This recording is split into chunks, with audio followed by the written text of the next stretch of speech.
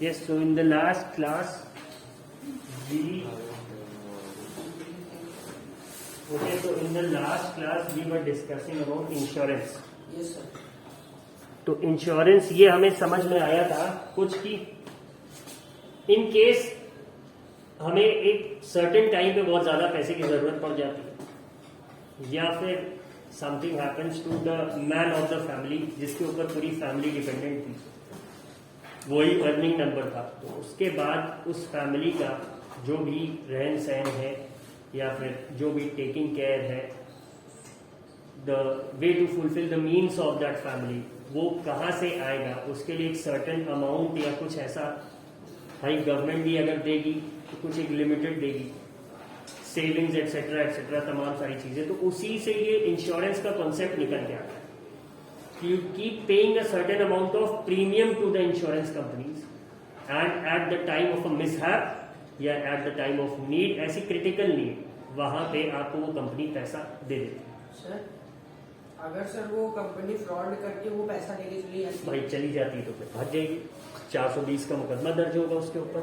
If you have somebody known, फिर police investigate करेगी। If the things go on very nicely, तब फिर आपका पैसा आपको शायद मिल जाएगा, वरना नहीं मिलेगा। ठीक है, तो ये इंश्योरेंस के बारे में था। फिर कुछ चीजें हमने पढ़ी थी। लाइफ इंश्योरेंस, वो उसी कॉन्टेक्स्ट में होता है कि some man of the family dies, तो वो जो फंड मिलेगा।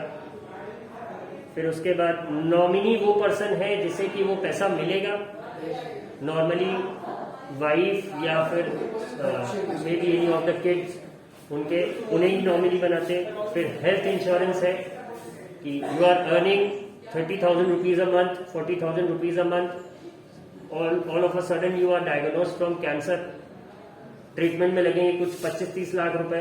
सो a person who is earning 40,000 rupees a month annually, वो कितना हो गया, कुछ 4,80,000 रुपए के आसपास उसकी एनुअल सैलरी है, वो 25 लाख कहां से लाएगा? What is the option? वो घर बेचे अपना, या फिर suppose if the family has some gold, वो उसे सेल करे, तभी पैसा आएगा अल्टीमेटली। बट इसका एक ऑल्टरनेट आया इंश्योरेंस का। किसका? हेल्थ इंश्योरेंस का, कि आप हर साल कंपनी को कुछ एक सर्टेन अमाउंट देते रहोगे, सिर्फ 5,000, 10,000, या मंथली देते रहोगे 500, 1,000। तो वो कहेगी कि हाँ, वो अलग अलग है कि आप कितने अमाउंट का इंश्योरेंस कराना चाहते हैं। जो इंश्योरेंस कवर बोलते हैं, जिसको टीवी में ऐड देखा होगा, 100 रुपए में तो आया 10 लाख का इंश्योरेंस कवर।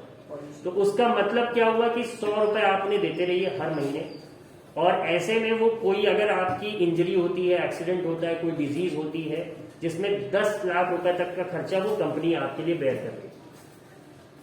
ठीक है, जो 1 करोड़ के होते हैं, या term life insurance plan etcetera etcetera, तमाम सारी चीजें जो है, उनका जो बेसिक कॉन्सेप्ट है वो यही कि at the time of need they will pay you the sum, but you will have to pay them a premium annually. Come in. God bless you. May you have a great year ahead.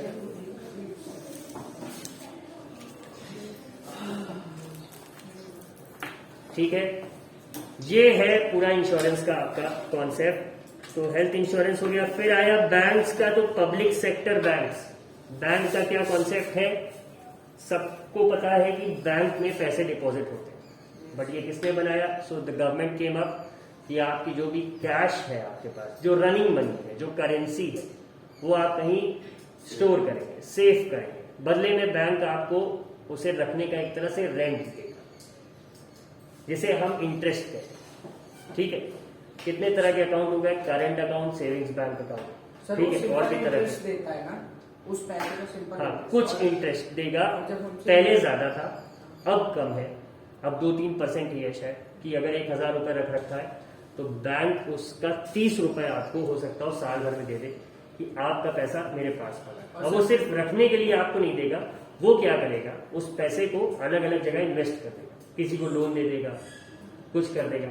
जब bank किसी को loan देता है तो साथ में interest मिलता है, CI देता है। मान लो 20 रुपए मिला, तो उस 20 में से 3 उसने आपको दे, आप ही के पैसे से वो रन करेगा। तो ये बैंक्स का बेसिक कॉन्सेप्ट होता है। या फिर आपने फिक्स डिपॉजिट लिया, 5 साल के लिए वो पैसा आपने बैंक को दे दिया, एक भी उधर रन कर रहा है, जो फैब्रिकेटेड वाला क्लासरूम है। नहीं सर, वो सब लोग चले गए कहाँ गए? सर, वीडियो बना के चले गए तो ग्राउंड में चले गए, ग्राउंड की तरफ से। ठीक है, तो ये आपका बैंक का हो गया। अब इसमें दो तरह के हो गए, पब्लिक सेक्टर में गवर्नमेंट का स्टेक होता है और पब्लिक का स्टेक होता है। प्राइवेट सेक्टर में कोई ना कोई प्राइवेट ओनर होता है, जैसे कि HDFC, ICICI, HSBC, standard chartered, ये सब आपके प्राइवेट सेक्टर बैंक्स हो गए। इसका स्टेक ओनर कोई एक पर्टिकुलर आदमी होगा जिसने गवर्नमेंट की हेल्प से, और स्टेक होल्डर्स मतलब जो शेयर वाले होते हैं, जो उस बैंक का शेयर खरीदते हैं। शेयर जब आप खरीदते हो तो क्या करते हो, कुछ पैसा आप दे देते हो उस आदमी को, तो वो बताता है इतना हिस्सा आपका मेरी कंपनी में रहेगा। ठीक है, तो उसी पैसे से वो यही बिजनेस करेगा। वो अपने पास डिपॉजिट्स लाएगा, उन डिपॉजिट्स के भरोसे वो क्या करेगा, लोन दे देगा।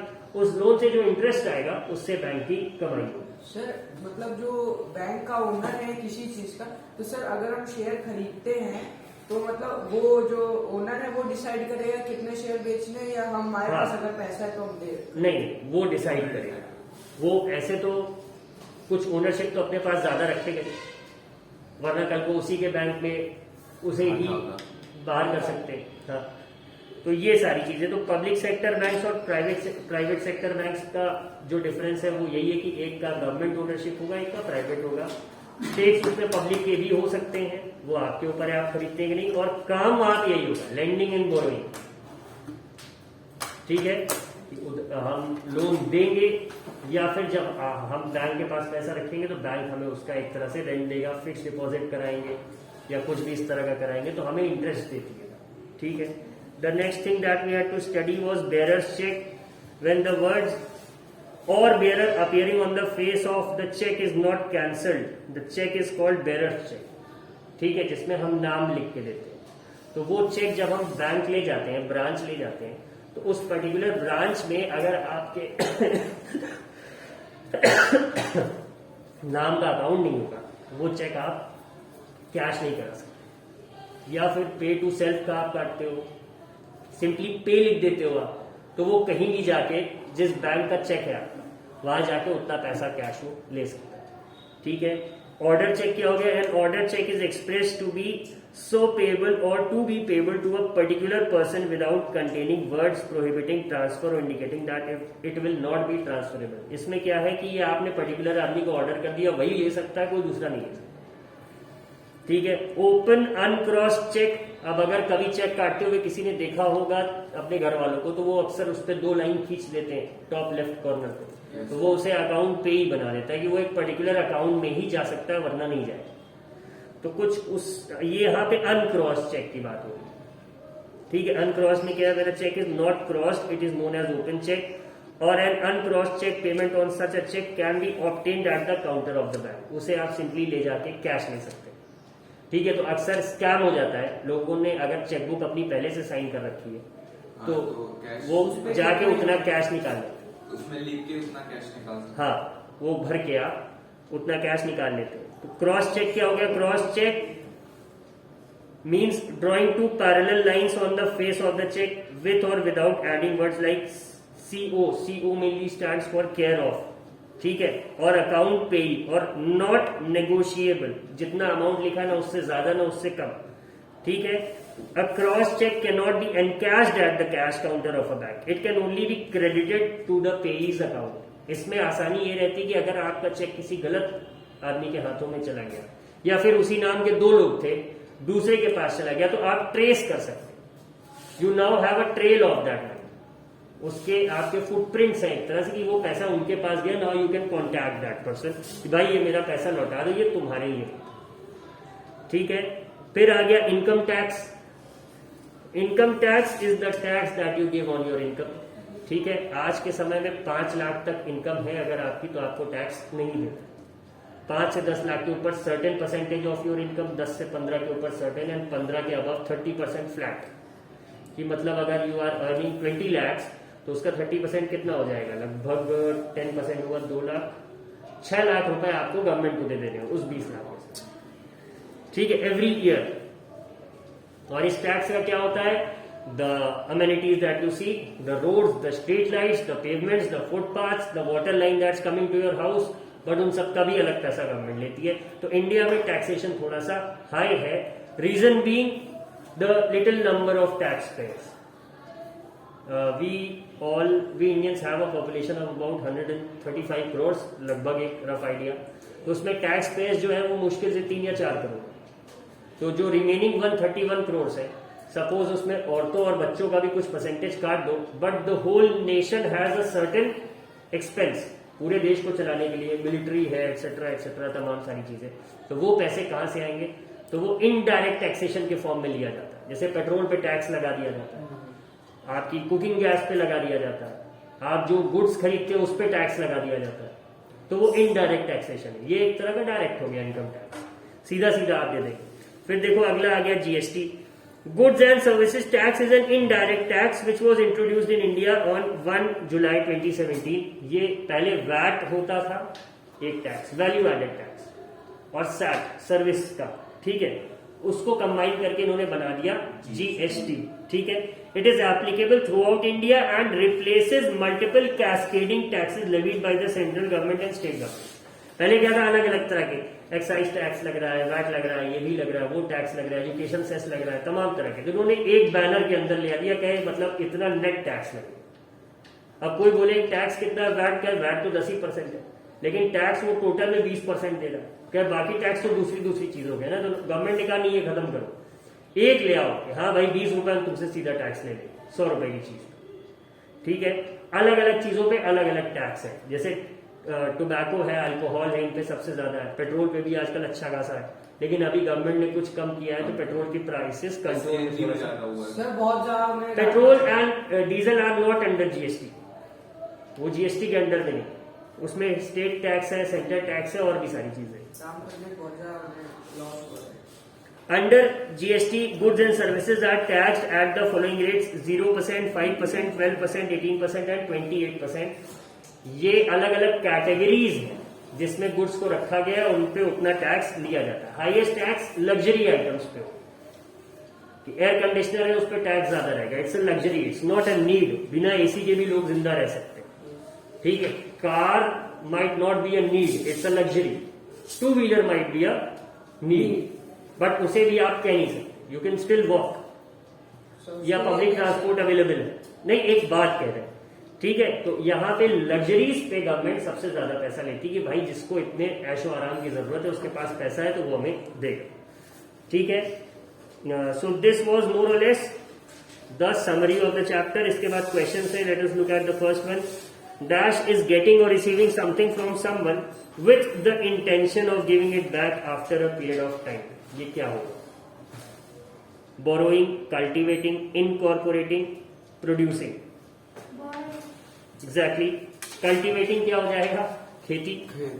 ठीक है. Incorporating and producing also are not relatable here, इसीलिए हम borrowing के साथ जाएंगे. Second question is, dash is the money that is charged by a bank or other financial organizations for borrowing money. Attract, interest, monopolize, engage, interest. आपने bank से उधार लिया, तो वो बदले में क्या चार्ज करता है आपसे? ब्याज या फिर इंटरेस्ट. ठीक है. द थर्ड वन, बैंक्स और other organisations blank money to someone who agrees that he she will pay the money back in the future, usually with extra money added to the original amount. That is known as the interest. तो ये क्या है? Let, lend, rent, furnish. तो इसमें lend होगा, LEND, B option. ठीक है. Dash is a printed instruction from an account holder to his her bank directing it to pay a certain amount of money to a specific person. ये कौन सा हो जाएगा?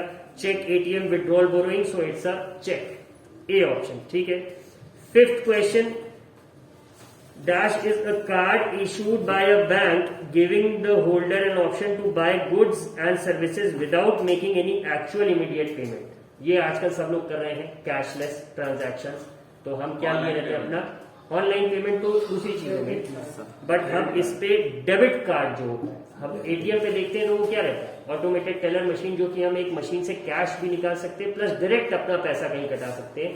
सो it's written ATM cum debit card. ठीक है. Debit card और wifi वाला अब आ गया है. Earlier it use to be a simple ATM cum debit card, जिसपे एक मैग्नेटिक स्ट्रिप होती थी black colour. Sir wifi card से सर पैसे कैसे लॉस हो जाते हैं हमारे? सर आपने नहीं, ऐसे नहीं जाएंगे। नहीं, तुमने कार्ड अपना ठीक से नहीं रखा होगा, या किसी पॉस मशीन के बहुत पास लेते जाओ, जैसा मशीन के पास रख हाँ, दिया था। तो वो डिडक्ट हो जाएगा। ये पैसे जितने का भी बिल होगा वो रिट्रीव हो सकता है। खैर, तो ये क्या हो गया, इसका आंसर आपका डेबिट कार्ड। क्रेडिट भी हो सकता है, बट क्रेडिट कार्ड में क्या होता है कि बैंक आपको उधार दे रहा होता है, that money is not there in your account. ठीक है, और उसका रूल ये होता है कि 1 महीने के अंदर वो पैसा आप लौटा देंगे तो कोई इंटरेस्ट नहीं देंगे, उसके बाद फिर वो इंटरेस्ट लगता है। ठीक है, और डेबिट कार्ड क्या होता है, जो कि आपके अकाउंट का रेडी मनी है उससे यूज करता है। सर 0% EMI मतलब 0% EMI क्या हो गया, एवरी मंथली इंटरेस्ट। ठीक है, तो अगर 1 मंथ से ज्यादा होगा तो फिर लग जाएगा। या फिर आपने बोला कि 20,000 रुपए है भाई, हम इकट्ठा नहीं दे पाएंगे, हम 2-2 हजार करके 10 महीने में देंगे, तो उसमें क्या होता है कि वो कोई इंटरेस्ट नहीं ले रहा, तो वो भी 0% EMI होगा। एवरी मंथली इंस्टॉलमेंट क्या हो गई आपकी 2,000, और चाहे तो वो उस पर इंटरेस्ट लगा सकता है, चाहे तो नहीं लगाएगा, तो इसीलिए 0% EMI भी लिख देते हैं। No cost EMI, no cost EMI। उसका प्रोसेसिंग का भी कुछ पैसा होता है, तो वही उसकी कॉस्टिंग। ठीक है, इसके बाद 7th question, dash is mainly open to run a business that has a large number of daily transactions, it is a non interest bank account. ठीक है, अब जो अलग अलग तरह के बैंक अकाउंट्स हैं उसमें क्या है कि नंबर ऑफ ट्रांजैक्शंस लिमिटेड थे, ऐसा पहले चलता था। तो जैसे सेविंग बैंक्स का साल भर का लिमिटेड है कि आप इतने ही ट्रांजैक्शंस कर सकते हैं। ट्रांजैक्शन मतलब कि पैसा निकाल क्रेडिट एंड डेबिट, कि आप उसमें उतना ही पैसा उतनी ही बार जमा कर सकते हैं या निकाल सकते सर। अब अनलिमिटेड है या फिर अभी भी कोई हैं। कुछ है शायद, exactly I don't have the exact knowledge of this, but हाँ, जैसे जो करंट अकाउंट होता है वो नॉर्मली बिजनेसेस में यूज होता है कि पैसे आएंगे भी जाएंगे। You are running a shop, ठीक है, suppose a sweet shop. Sweet shop में क्या है कि जैसे जैसे आदमी आ रहा है वो पैसा देता जा रहा है डायरेक्टली, मान लो ऑनलाइन पेमेंट कर रहा है या फिर वो UPI पेमेंट कर रहा है, और प्लस उसी समय रॉ मटेरियल आप भी लोगे तभी मिठाई बनाओगे, कोई सामान देने वाला आ जा रहा है आप उसे भी पे कर रहे हो, तो नंबर ऑफ ट्रांजैक्शंस आपके बहुत ज्यादा हो जाएंगे compare to a normal person. Normal person कितना कर लेगा साल भर में, 100 बार मैक्स, इससे ज्यादा वो बैंक जाएगा नहीं, आएगा नहीं, या अपने ATM से नहीं निकालेगा। महीने में 10 बार भी आपने पेट्रोल भराया, एक बार आपकी सैलरी क्रेडिट हुई, या आपने किसी को कुछ ट्रांसफर किया, तो मैक्सिमम ट्रांजैक्शंस कितने हो जाएंगे, 15। तो 15 × 12 इज अगेन 180, मैक्सिमम 200 ट्रांजैक्शंस कर लेगा, इससे ज्यादा नहीं कर पाएगा। ठीक है, बट करंट अकाउंट जिसके पास होता है वो नॉर्मल बिजनेस वाले होता है कि 20 लाख आ रहा है, 10 लाख जा रहा है, फिर 25 लाख आ रहा है, फिर कहीं जा रहा है, तो इस तरह के लिए करंट अकाउंट होता है, इसमें इंटरेस्ट नहीं होता। ठीक है, तो इसका क्या हो जाएगा, करंट अकाउंट B। ठीक है, 8th वाला क्या हो जाएगा, dash is the one of the most popular deposit accounts for individuals, it is open to encourage people to save money and deposit their money, interest is paid on savings accounts which remains normal. तो RD account है, fixed deposit account है, savings bank account है, current account है, इसका answer हो जाएगा C, savings bank account. एक बार book के पीछे आंसर चेक कर लेना in case I may be wrong. भाई finance is not my subject, I am a science teacher.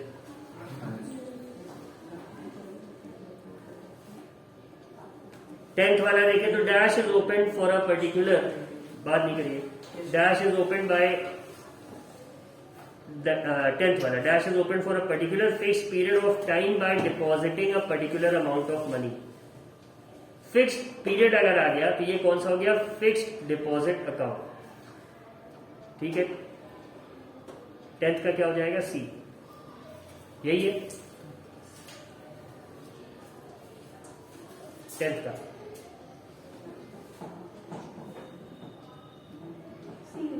ठीक है, 11th है, when the selling price is greater than the cost price there is a profit loss discount, none of these. Cost price क्या हो गया, जिससे कि दुकानदार जिस दाम पे खरीद रहा है, सेलिंग क्या, जिस पे वो बेच रहा है, तो अगर सेलिंग ज्यादा है तो जाहिर सी बात है प्रॉफिट। ठीक है, लास्ट पीरियड वेट कर। 12th one, which of the following tax rates is not applicable under the GST 5, 25, 18, 12? तो 25 हो जाएगा इसका, B 25%। सर ऐसी कोई गुड्स थिंग्स है जिस पर टैक्स ना लगता हो, सामान, वो सब्सिडी नाम की एक चीज होती है, आप लोग सुनते सब्सिडी, हाँ, गैस सब्सिडी है जैसे, तो टैक्स उस ना लगे जिस चीज टैक्स ना लगे